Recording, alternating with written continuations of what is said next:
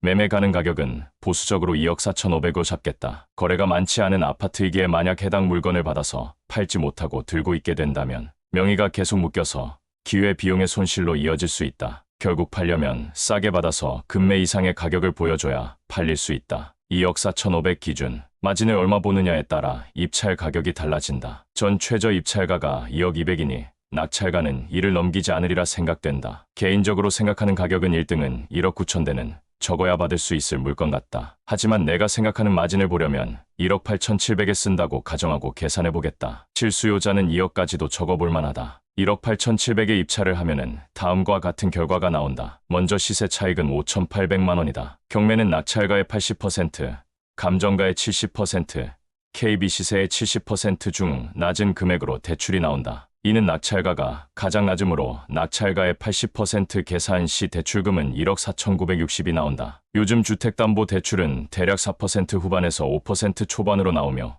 5.1% 가정 시 월 이자는 64만 원이 나온다. 취득세는 1.1%이며 계산 시 취득세 206만 원이 나온다. 자신이 만약 생애 처음 주택을 취득하고 해당 주택에서 2년 거주를 할 경우 취득세가 면제된다. 하지만 해당 주택에 2년간 거주를 하지 않고 판매를 할 경우 해당 생애 주택 취득세 감면 사항은 사용할 수 없으니 잘 생각하기 바란다. 명도가 제대로 안 되어서 강제 집행을 하게 될 경우 강제 집행까지 4개월간 이자 비용과 명도 비용을 합쳐 강제 집행 비용 총합은 504만 원이 나온다. 집행 종료 이후 별도의 절차를 통해 채무자에게 그 비용을 청구할 수 있다. 하지만 이미 경매까지 넘어온 사람들은 빚이 잔뜩 있으며 채무를 갚을 능력이 안 된다. 괜히 변호사를 선임하여 소송을 걸어도 돈을 더 쓰기만 하고 해결 못하는 경우를 많이 봤으니 추천하지 않는다. 중개사비는 120만 원으로 계산하였다. 중도상환 수수료는 대략 0.5%부터 1.5%까지 있다. 최근 추세는 이자만 납입하는 상품은 없으며 원금과 이자를 같이 납입하는 상품만 취급한다. 중도상환 수수료는 주택담보, 대출 금리가 높으면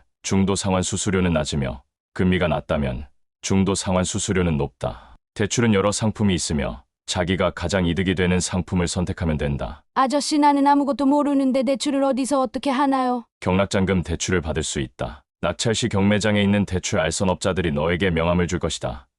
그들은 너에게 대출한 것만 할 경우 총 대출 금액의 0.5%를 커미션으로 먹는다. 너에게 전화를 어떻게든 하고자 전화번호를 알려고 할 테니 투폰이 있다면 투폰 번호로 알려주고 아니면은 명함을 받아 자기가 문자하겠다고 하라. 일반 시중은행 대출도 가능하다. 정부 대출도 가능하다. 만약 너가 정부 대출 요건에 부합하다면 정부 대출이 가장 싸니 정부 대출을 사용해라. 정부 대출 상품은 일반 시중은행보다 금리가 1%는 더 저렴하다. 각종 비용을 제한 최종 세후 수익은 4,728만 원이며 이는 투자한 원금 대비 수익률로서 100%를 나온다. 세금이나 정부 대출 사이트, 추가적으로 사이트 링크들은 전부 다 댓글에 달아둘 터이니 참고하기 바란다. 얼마에 낙찰됐는지도 댓글에 달아둘 테니 참고 바란다. 블로그에는 왜 이 물건을 골랐는지와 개인적인 생각도 조금 더 담아두었다. 참고 바란다.